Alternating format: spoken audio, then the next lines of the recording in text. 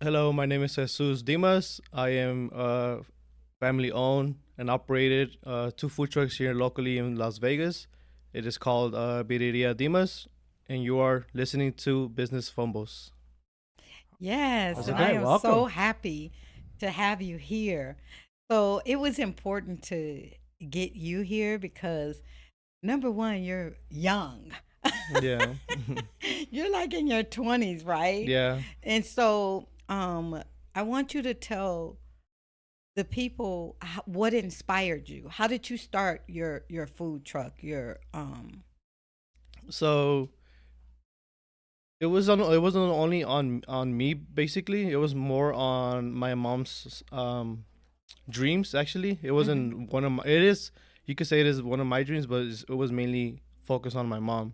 Mhm. Because as far as I can remember when I was a kid, my mom, I would always hear my mom saying she wants to sell food, Mhm. because she makes really good food, like Yeah. Mexican dishes. Mhm. So she would always say, "I want to sell food. I want to sell food." So whenever she had the chance, she would have a little stand in front of the house wherever we lived at, and Mhm. she would sell anything that she could do. Let's say, um, mainly like really popular Mexican dishes that is like maybe you might know some of them that is called like pozole or menudo Mhm. or like now we saw birria, which is a big Mexican dish as well, very known, very popular. Mhm. But also those other dishes are very known in the Mexican community. So or even tacos, like regular small tacos, whatever it was, she would always do like a little stand outside of the house wherever we live. Doesn't matter because we come from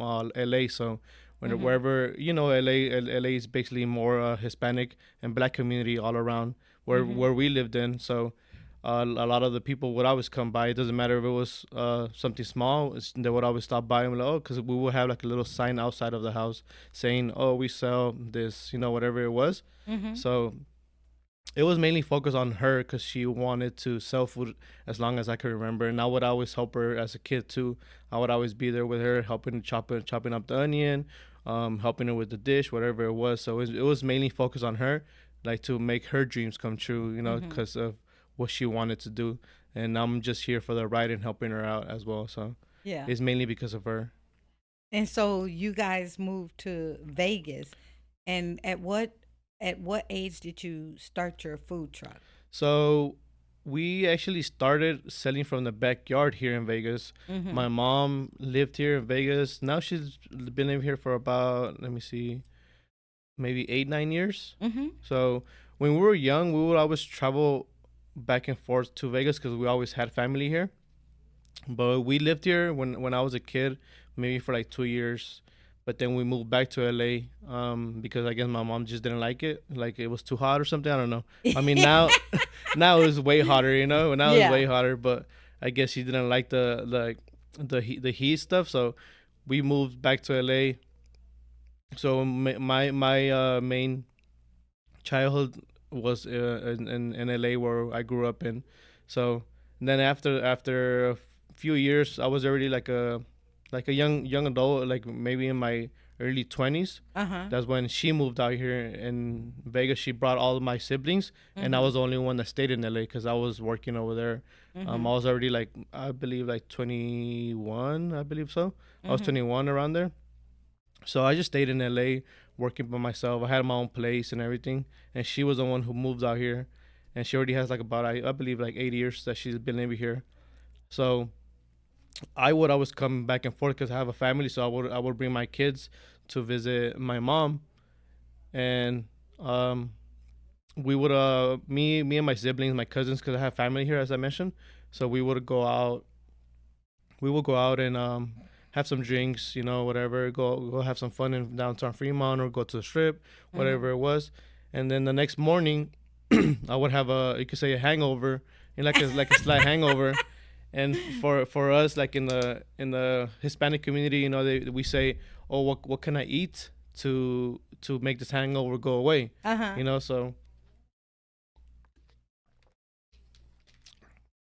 so with us, we will say, well, what can we eat to make this hangover go away?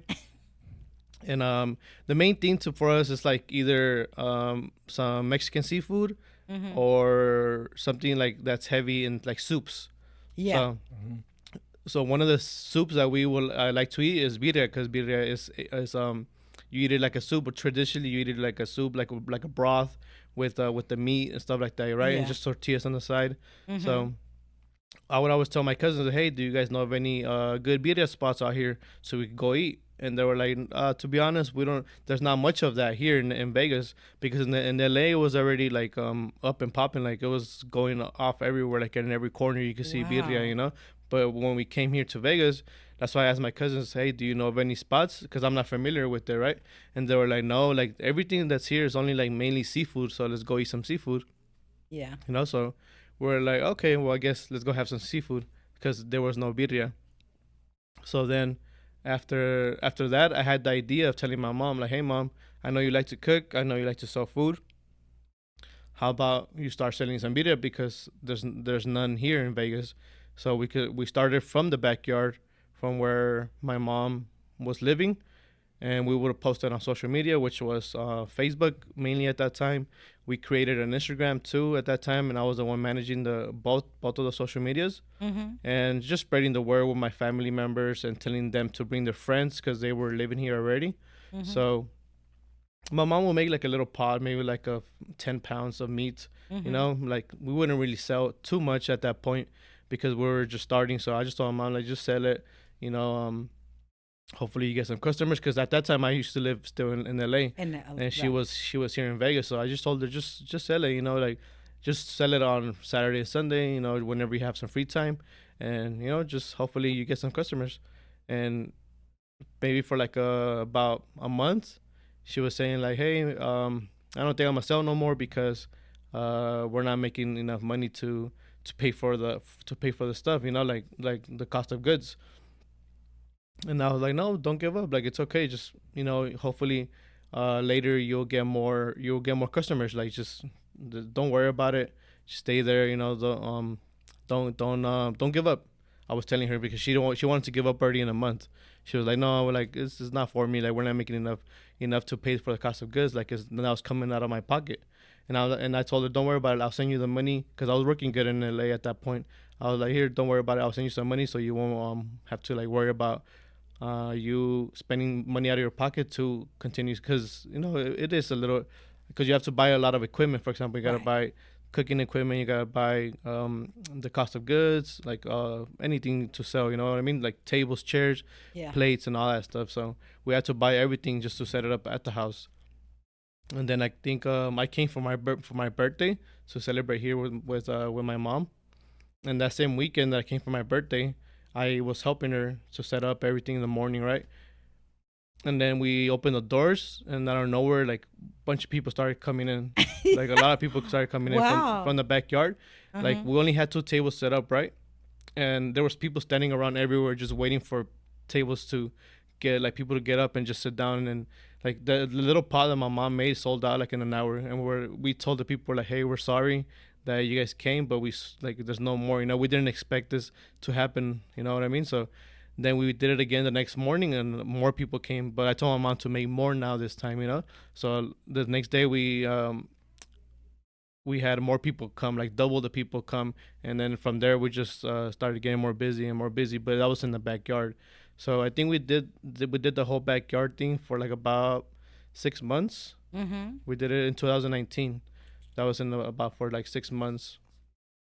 And then after the 6 months happened, um, the health department came to the house, and they told us, hey, we found out you guys are selling food from the house. You guys How cannot did be they doing. find out? Why did it take them 6 months? Because I hear that that's one of the problems that people have when they're cooking out of their home. How did they find out? How did that go?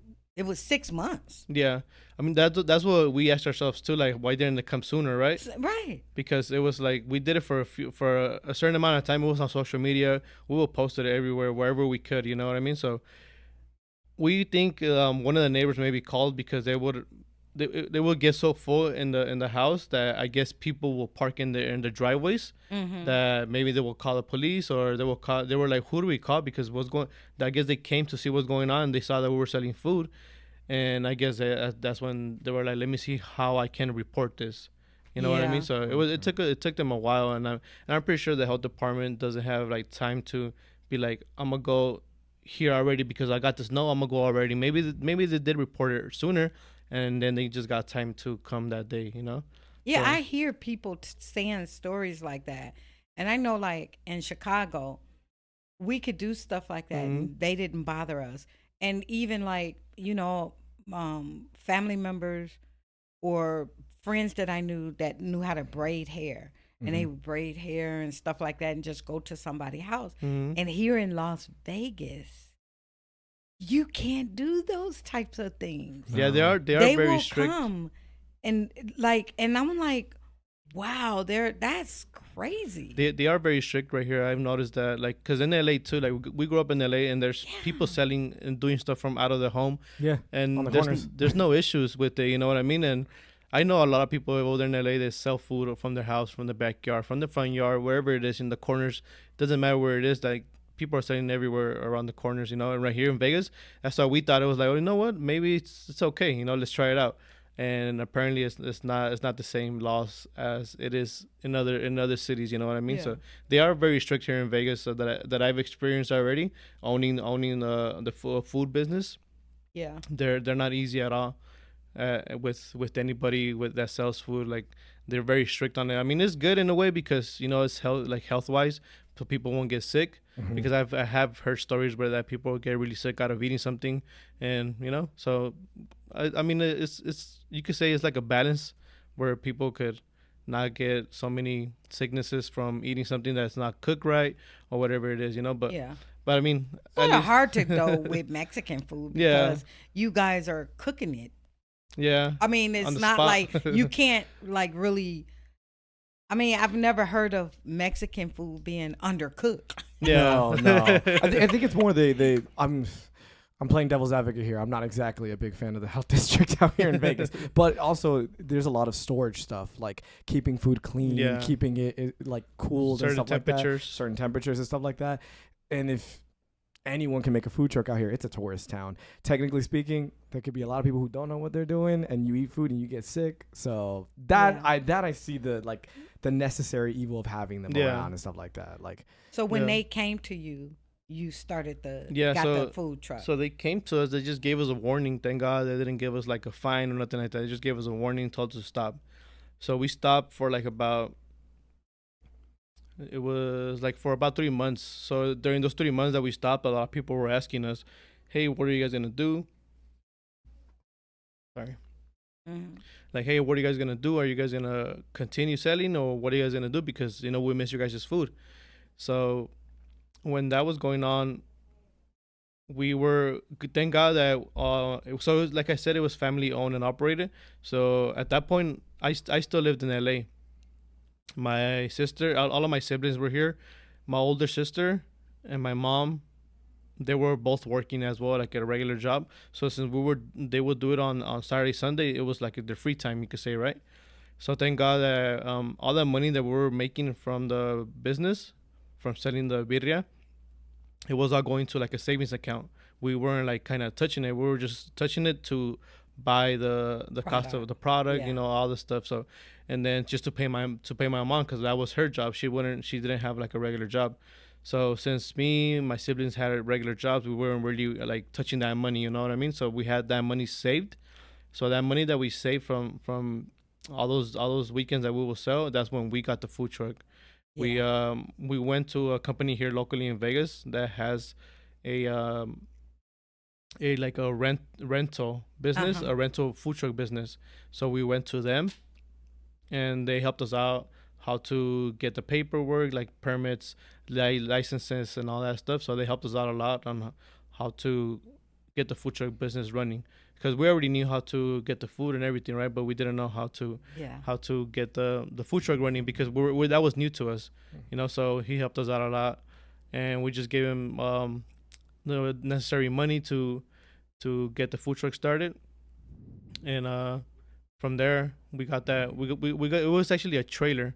So we didn't have a vehicle either to pull the trailer, so we had to buy a vehicle to pull the trailer. Oh, So okay. so we did it. We did do like you could say a good investment, and that we didn't get no loans, which was, I mean, maybe thinking it back, maybe we could have gotten a loan. That way we don't have to use our own money, and then we could have just paid it off. But I mean, Mm-hmm. good thing we had our own money to I think give, having your own money is always better. Yeah. It's I definitely don't know. safer. It's definitely Because safer. I did the same thing. Yeah. I saved and I did it yeah, that way. But, getting the loans, it could have helped you build the business credit a Yeah. little bit faster. yeah, Sometimes doing things like that. And now you have 2 trucks now. And I know that your food truck is doing really good. My husband, he visited. yeah. He visited often. You probably don't know him, but he goes there often. And I went there when I met you and you came and we started doing your books. Me and my staff went. So the food is really, really good. But how do you deal with being in such an oversaturated? Like there's a food truck for Mexican food on every. It's like I see them now all Yeah. the time, and there's a few that I've tried that I really, really like. Mm-hmm.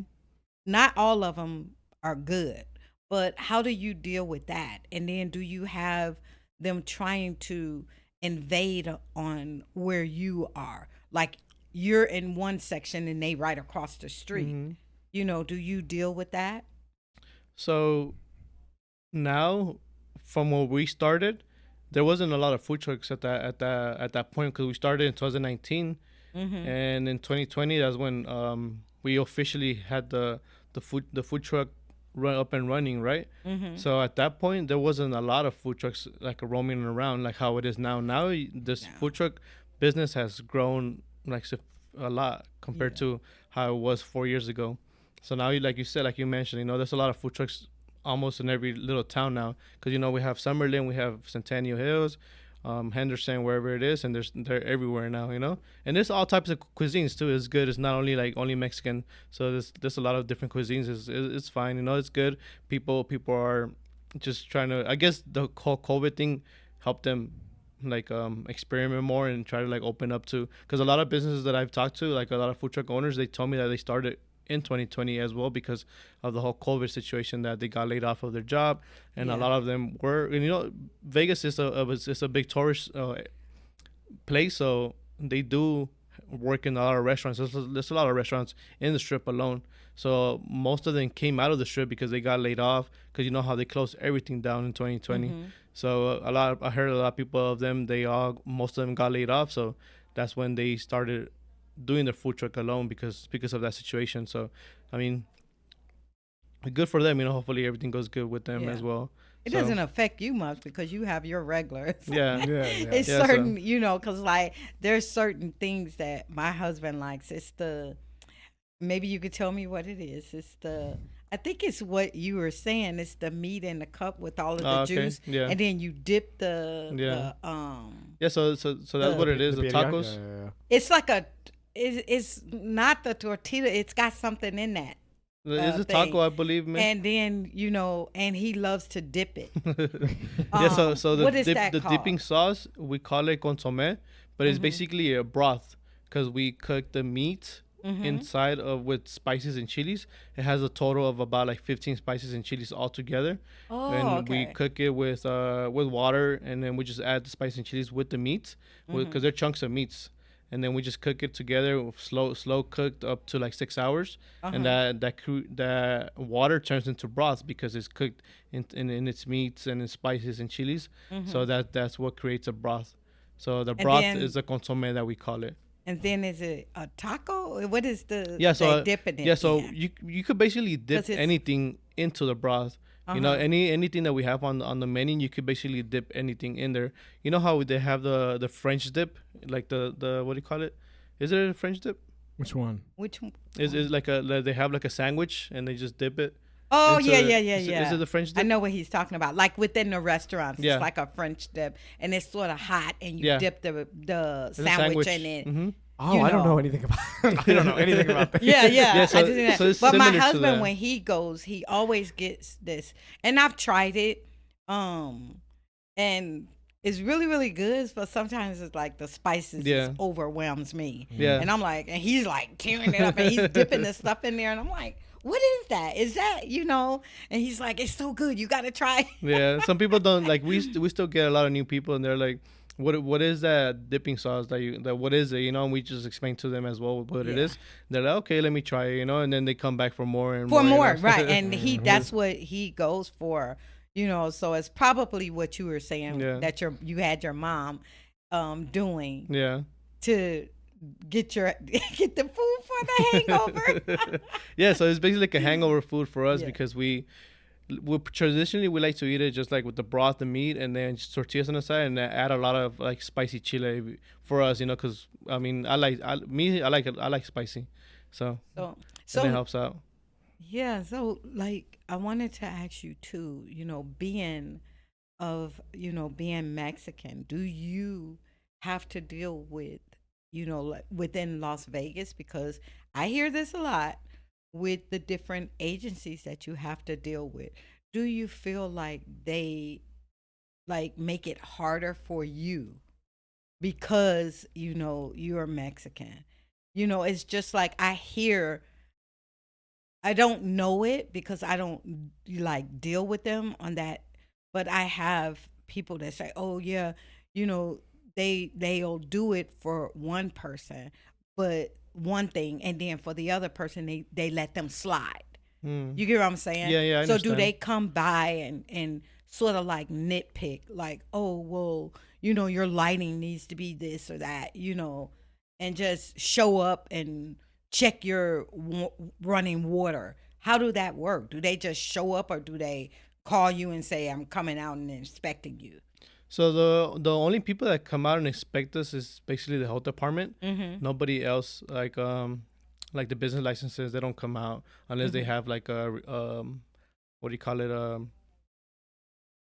Like a complaint. yeah, like a complaint about us or something like that. Like Mhm. then they'll come out and check up on us. But mainly it's all the health department that comes. That's their job, to come out and inspect like everything is running in the food truck, especially in the restaurant as well. It's like same. It's the How same often concept, do you they know. come out? So they supposed to come out every 6 months. Oh, Every okay. 6 months. So let's say I got inspected in November of last year. So 6 months from then, it's like about like May or so, or even March, April, May. So they'll come in the six Did they months come? period. So yeah, they always come. I mean, we always try to be prepared just in Mm-hmm. case they do show up out of nowhere. But they don't call. They don't tell you. They don't send you an email or text or call or anything like that. They don't tell you, hey, we're gonna come out this day, this time. No, they Have you just. ever gotten a bad grade? I have gotten a bad grade once because our water was running low, so Mm-hmm. it was running like when you turn on the faucet, it was just like dripping a little Mm-hmm. bit. Oh, So the they told pressure. us, yeah, the pressure Yeah. wasn't really there. So they told us, hey, you need to have water running in here, and since it's not enough water running, you need to shut down. So we're like, okay, we're gonna shut down. Don't worry about it. But because of we voluntarily shut down because of that issue, they Mm-hmm. didn't give us a bad grade. Basically, Oh, they just right. told us, Mhm. okay, since you're voluntarily shutting down, we're not gonna give you a bad grade, but we're gonna come back within the next week or so, and we're gonna expect you again. So they didn't give us no grade there. They just told us to shut down, and we did voluntarily. So they came back in about like a week or so, and we everything was running fine. So then they give us a new grade, which is an A again, because Right. everything was running fine. And So so you don't deal with any of the other issues, because I know two of the food trucks, the they have the sales tax issue. Mhm. Mhm. And they like bugging them. It's like almost, well, they shut one down. And so it's, to me, it's just like it just seems like, from what I'm seeing and like the processes or whatever, they feel like if you're selling food, you're going to cheat them with sales taxes. So they be really like, they want to see everything. Like, well, what about this? And you're selling this. I had one with where they fix your phones.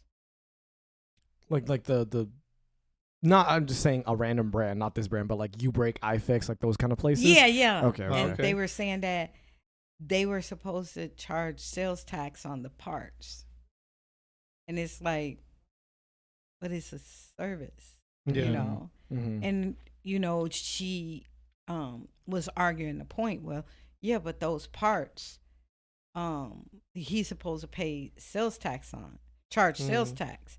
And I was like, but that's sort of like charging double the tax. And she said, how so? And I was like, because when he purchased them, he paid sales taxes on it. Mm-hmm. Why you got to pay them again? Mm-hmm. And so that was my arguing point.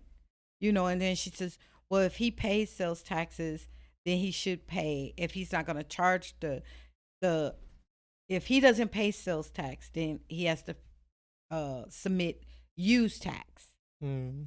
right? And that's just it's very cheap, for you to do that.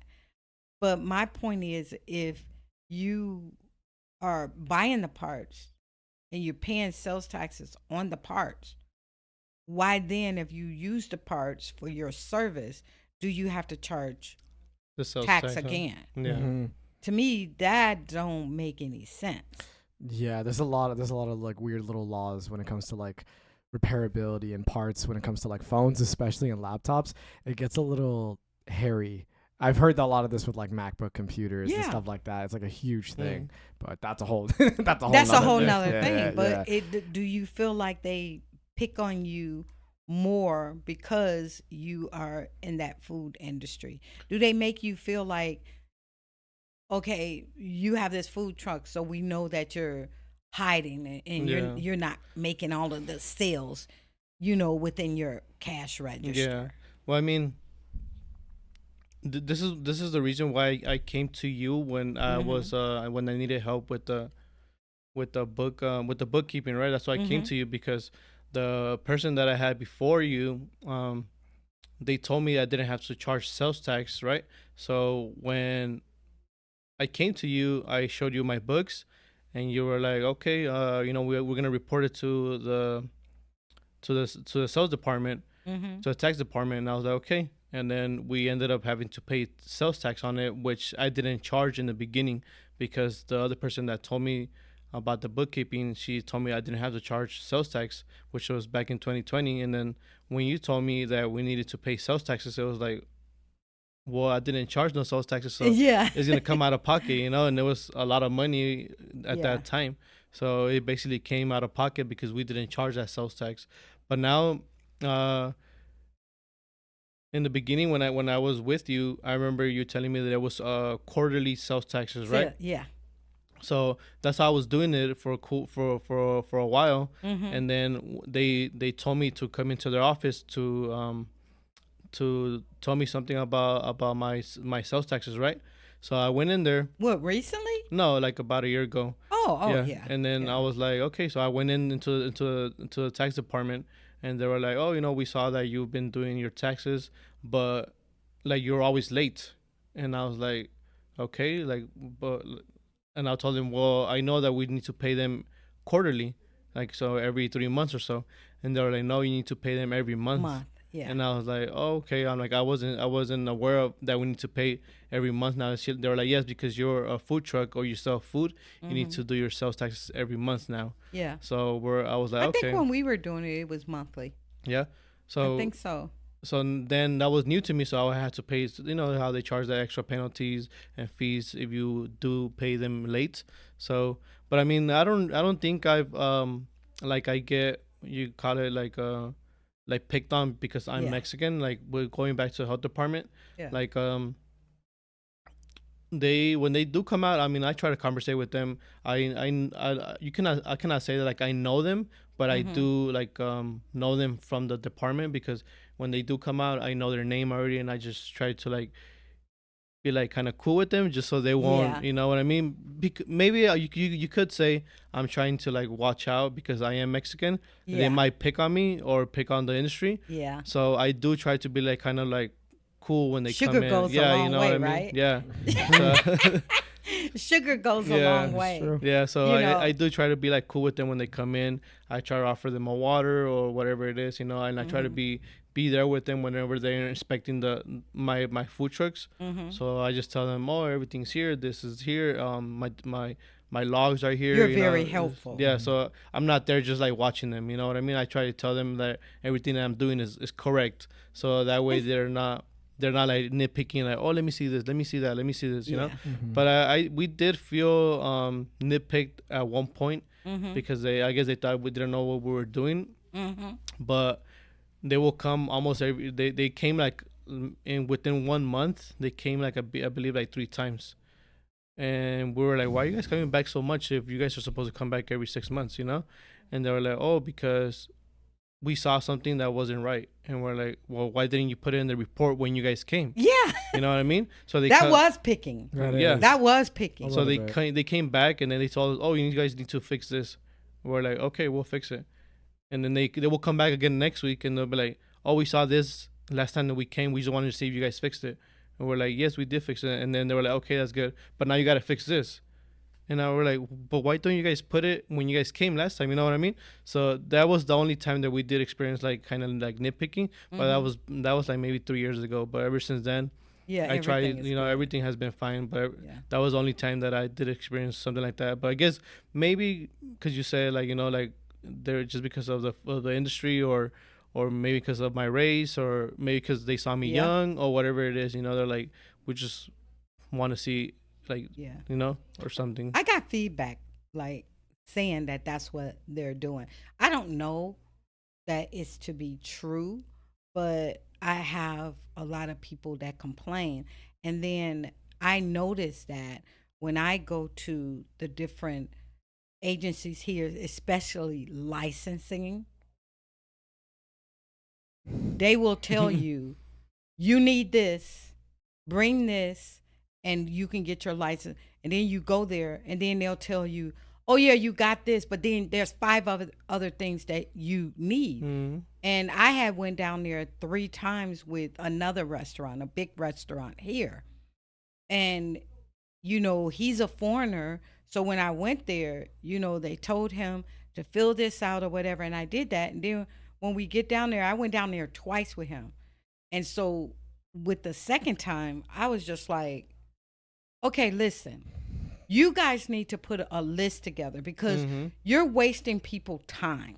You should have a document that tells you to get this license, you're going to need this, this, this. Why? I sat here with you and you told him that this was all he was going to need. And then as soon as we get here and we sit down, you say, oh, now I need this. Do you feel like we got time to come down here and sit and look at you to tell us that we need something else? Where's the list? Pull out a list telling me everything that you need in order for you to get this form of license, whether it's your liquor license or whatever. Give me a checklist of everything we need before we come down here. Can you produce that for me? And she said, no, this is ridiculous. Yeah, because they're just telling you back and forth to Back come and back. forth. To come back for this, come back with a new document, and it's like you're wasting your time. You're like nobody has that type of time. So. Yeah, and to me, it's like it's almost things that they set up, for people to feel frustrated and just give up.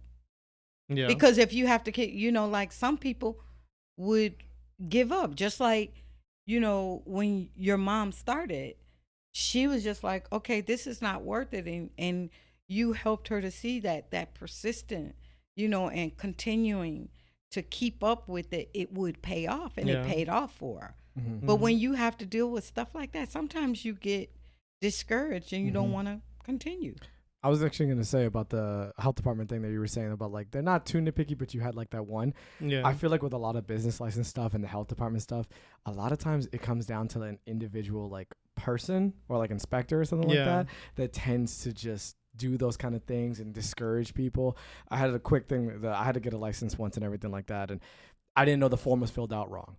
And the lady's like, all right, so what I'm supposed to do here is tell you this is wrong, goodbye. I'm not going to tell you what's wrong. I'm not going to tell you what it is. You just Mm. need to go back. And I was like, that's messed up, because if I don't know what's wrong, how am I supposed to get the license? Fix How am I, it. how am I supposed to fix it? Yeah. She goes, you're right. That's a problem with the department. You're from, there was a side point. She goes, you're from New York. I can hear it. I was like, yeah, I'm from New York. She goes, I'm from Long Island. Let me explain to you what's wrong. She sat me down. She showed me everything, all the things that we needed to do for the business.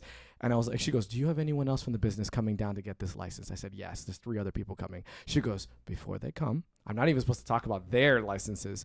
You need to go to the owner. You need to tell them this is wrong. Get it done before they come in. I didn't tell you anything.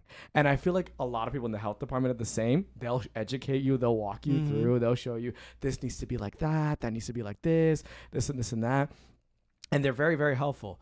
But you get that one guy. You get this one person that's like, they'll pick on you. They'll wait around. They'll bother you for a month. And they'll come back in later. And they'll just be like, oh, yeah, that was wrong the entire time, but I didn't bother telling you.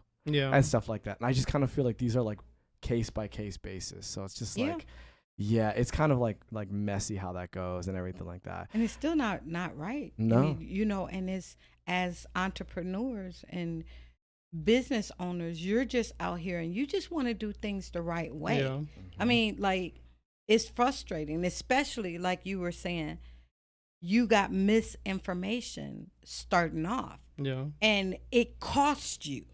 Like, people, it cost him because he trusted someone saying, oh no, you don't have to do it. And then when he came to us, we want to make sure that you're doing things right. It cost him. And so the bad part about it is when you start your business and you're running your business and people give you misinformation, it affects you, but it doesn't affect the person that gave you the misinformation. They got no consequences. You know, they just going on with their life and everything. You know, so what would be your advice to the audience that's listening, that's, you know, starting their business? You know, what would be your advice to them about, you know, getting the right information? Well, I mean, for me, it would be more or so to get how do you call it? Like a person to help you, like a Mentor? like a mentor. So Mhm. get a mentor to tell you what to expect in that industry, whatever you're walking into. If it's a restaurant, food truck, or any type of other type of business. So for me, it would be more to get a mentor to see what they experienced before, so you know where you're gonna get into. Because we came into this industry without a mentor, without knowing what's gonna happen. You know what I mean? So because we're so used to seeing or doing people how in LA it is, you know, just selling out in the street. You know what I mean? So that's how we started too, and we didn't know much about business wise, like about licenses, permits, all this other stuff. So I myself, I'm the one that's in charge of all that. So I started learning a lot with while doing the business, you know. And when I came to you, you know, you helped me out a lot in that in that ways to get all the taxes, to get this and that, like the bookkeeping and everything, keep track of everything, because I didn't know how to do that until I came to you. So it would be more to get like a mentor, to get help, to know where you're gonna get into, because you don't know, if you don't do your homework on it, then you're gonna have a lot of problems. You're gonna have a lot of issues coming into any industry that you do. So Yeah. that helps a lot, I would say. What would be your advice to those that's coming in and thinking that, you know, I'm gonna, you know, do a food truck because I love to cook, you know, but they think that that's all it requires?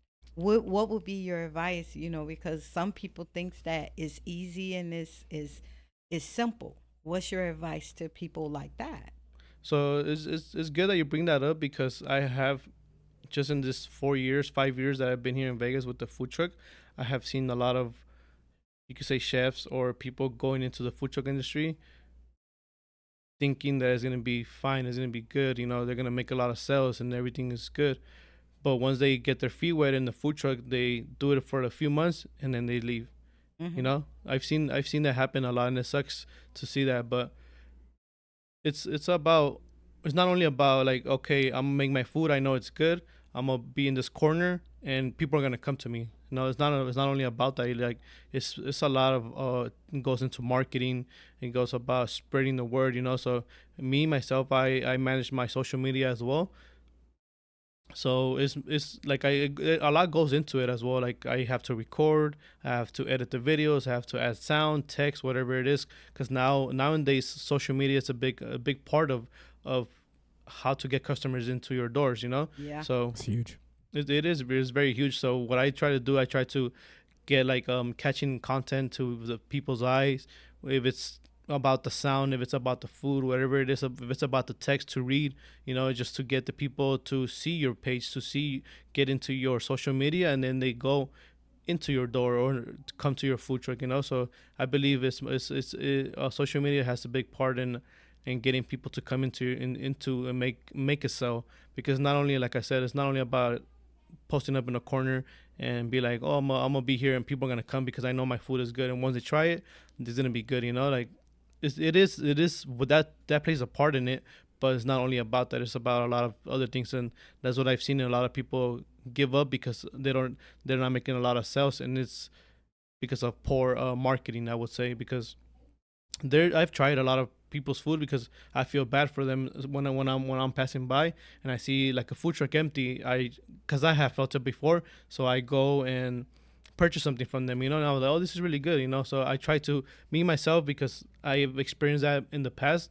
When I was barely starting, I would ask people to help me spread the word, and they would try to charge me money. Yeah. So social media is a lot about people charging you money as well. I don't know if you guys experienced that in recently or What not, do you because mean? like, let's say I have a big following on my social media, Mm-hmm. and you ask me, hey, can you promote my page on your page? Mm-hmm. And I tell you yes, but it's gonna cost you a certain amount of money. We've never been. That's a little crazy. That's I've heard Yeah. of that What though. do you I've heard in the mean? restaurant game. I So have. with the restaurant industry, a lot of, you could call them foodies. Yeah.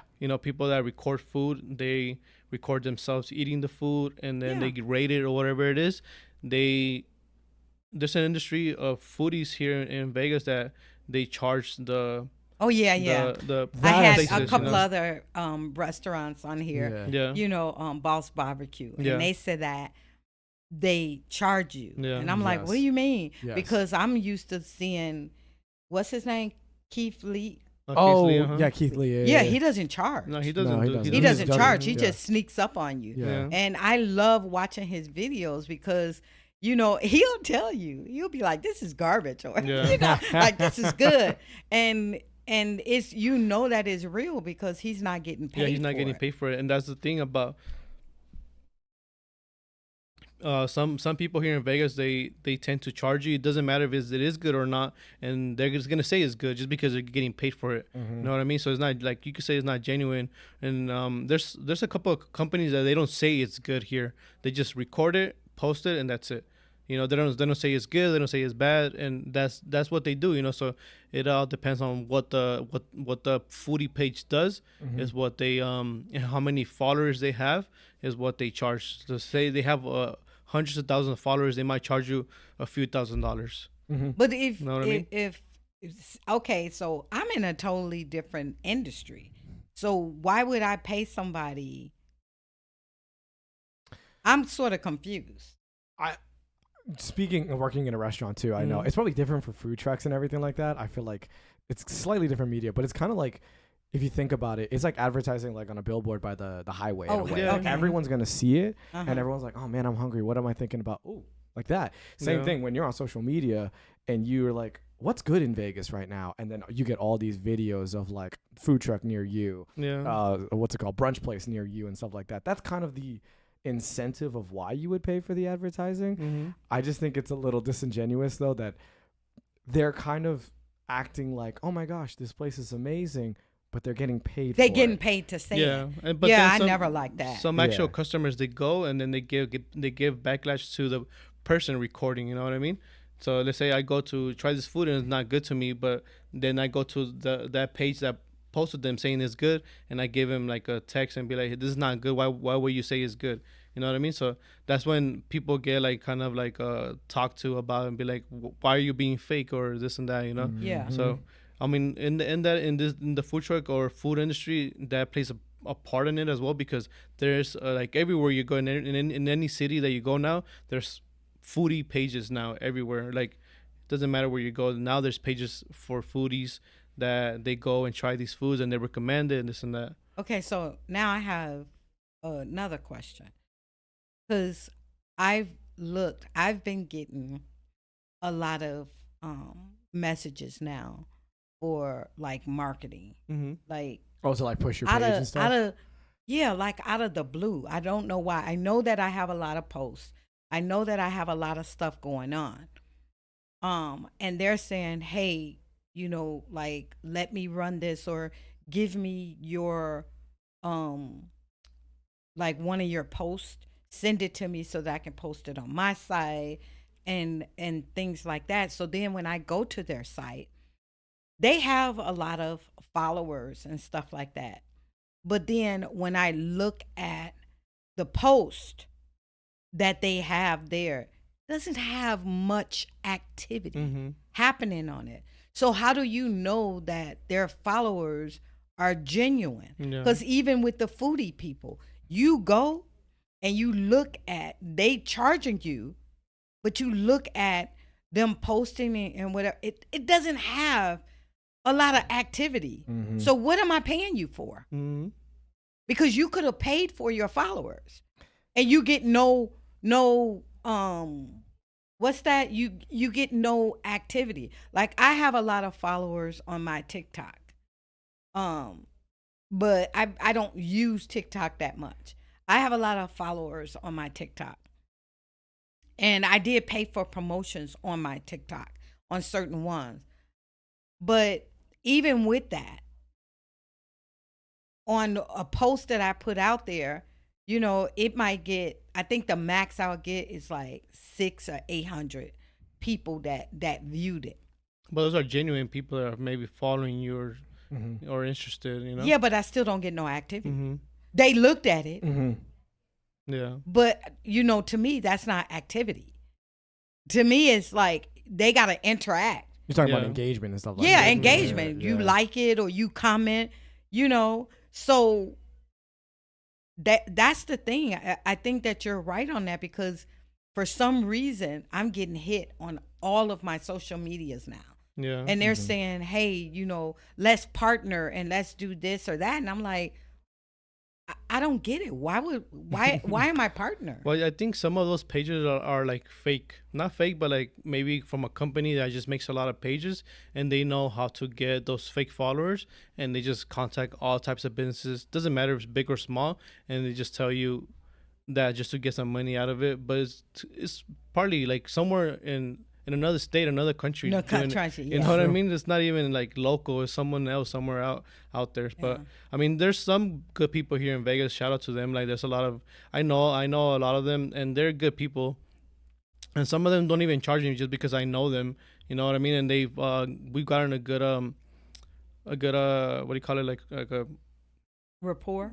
yeah, Yeah. like we know each other. Like, it's not like we go out and party or like we go out for Yeah. lunch and stuff like that. But like we interact with each other, and they do Yeah. come by with the food truck, and they don't charge me anything, you know. And but just because we know each other from my beginning days and their beginning days, so that's why they don't charge me anything. But it's not like I'm asking them, hey, come, hey, come, hey, come. If I do tell them, maybe they might charge me. You know Yeah. what I mean? So there's a few of them that if I do contact them, they'll be like, okay, well, just for me to come out is gonna be such amount of money just because you want me to do a post on you. Wow. You know, so That's and crazy. and I Social don't. media has become an advertising business. Yeah. That's what it is. It Yeah. is. Yeah. How much time do you spend on, social media? Because you running a business now. So Well, how much time do you have to, put to that within a day or within a week?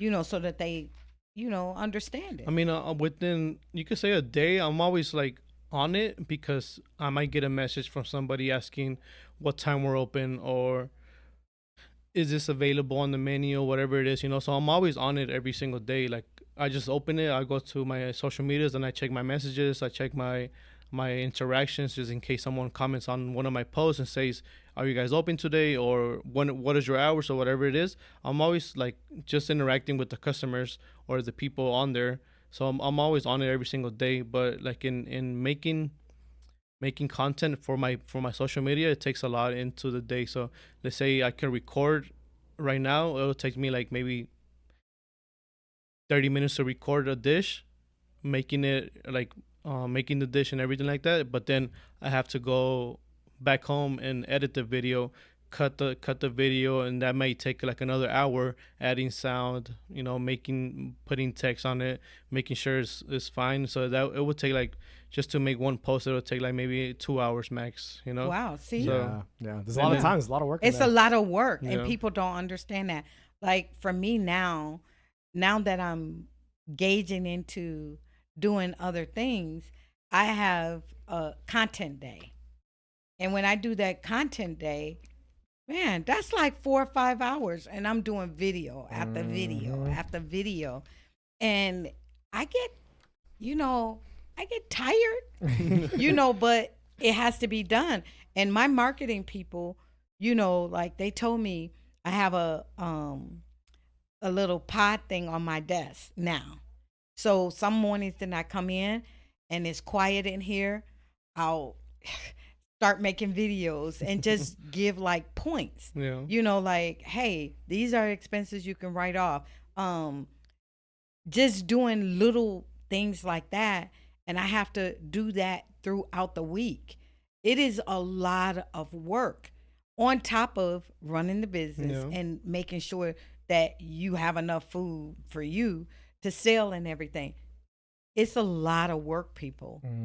So when you start your business, even if it's a food truck, name, why don't you give them 3 things that they need to make sure of if they go into the food truck? I mean, mm, 3 main things that I could recommend. It would be, for sure, knowing what kind of licenses or permits you need to get before you start doing the business. Because you might miss a permit, you might miss a license, and then they come and shut you down because of that missed Yep. document. Another thing would be knowing what you're going to be doing. Knowing, let's say, because I'm in the food industry, so you need to know how much you're going to be spending on a certain thing, and knowing what to price it to get some profit. Because if you spend $100 on a certain thing, but only get $100 back, what is a profit? You're not getting nothing Yeah. out of it. So you need to know how to spend and put the value on dish to make some profit out of it. It doesn't matter if it's $1, $2 profit, but at least you're getting something if you sell more of it.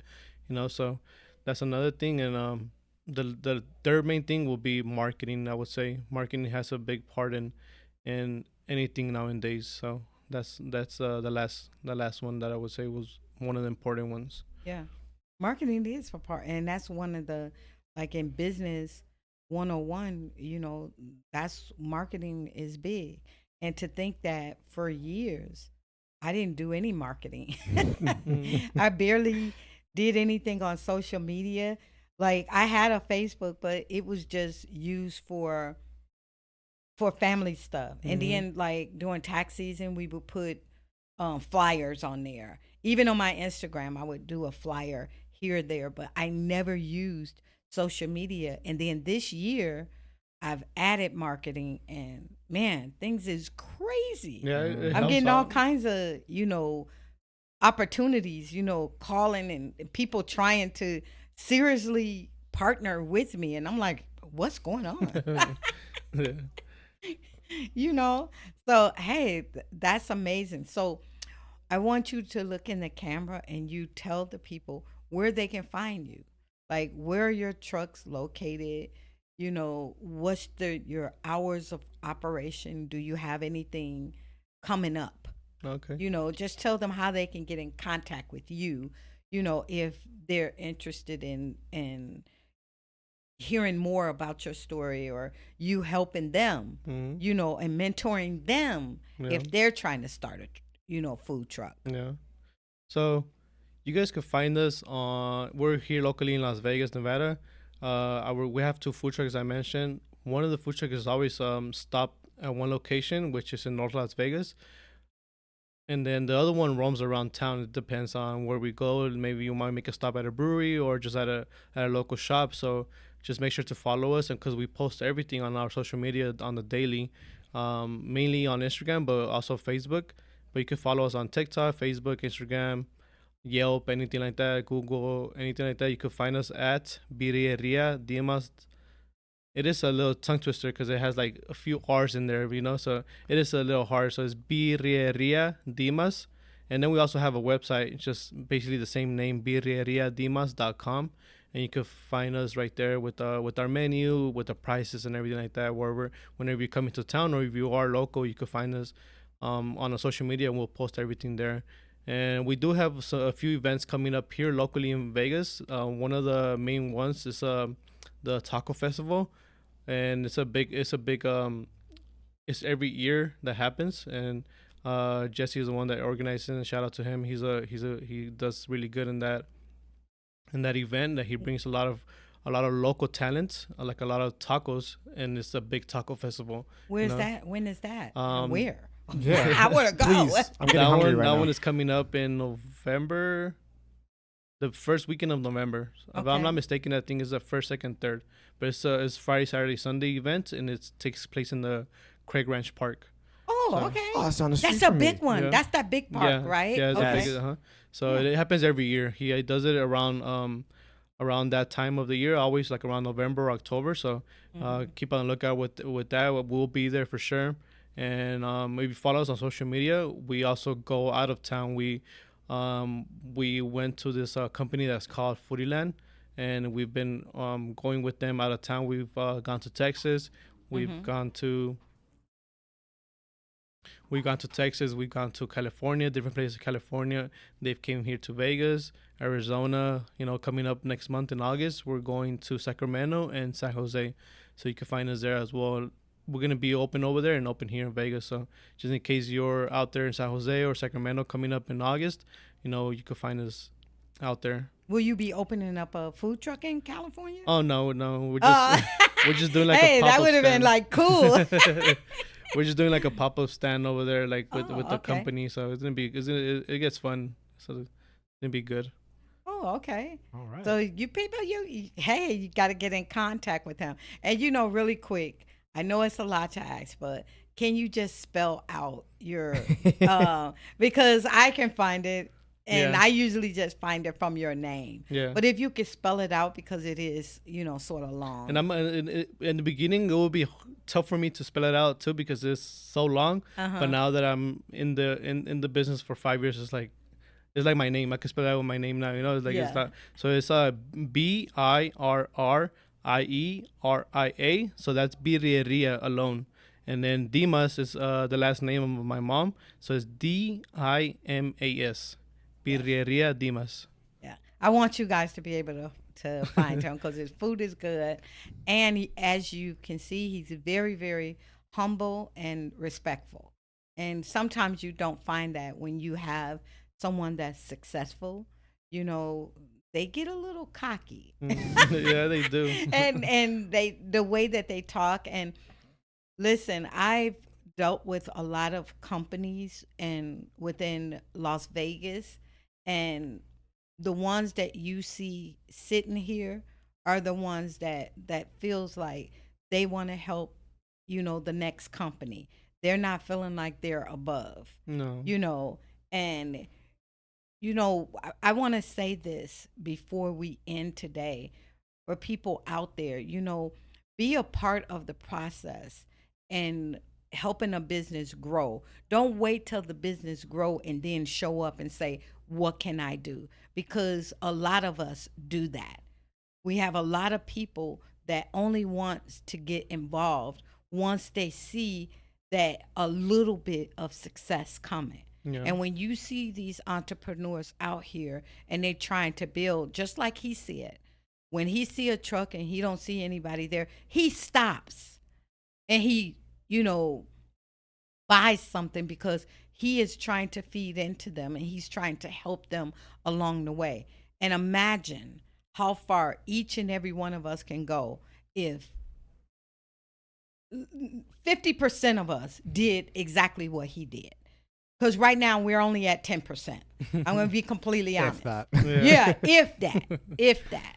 You know, so try to help entrepreneurs, you know, through their journeys. And this is the main reason why I have this podcast. Me and Tim are devoted in giving you guys the information you need so that you don't have to make a lot of the mistakes that we made. So to all of our listeners out there, we thank you. If any of you that's listening have a business and you would like to come and sit down and talk about, you know, your businesses and your ups and downs, your stories, we want you here.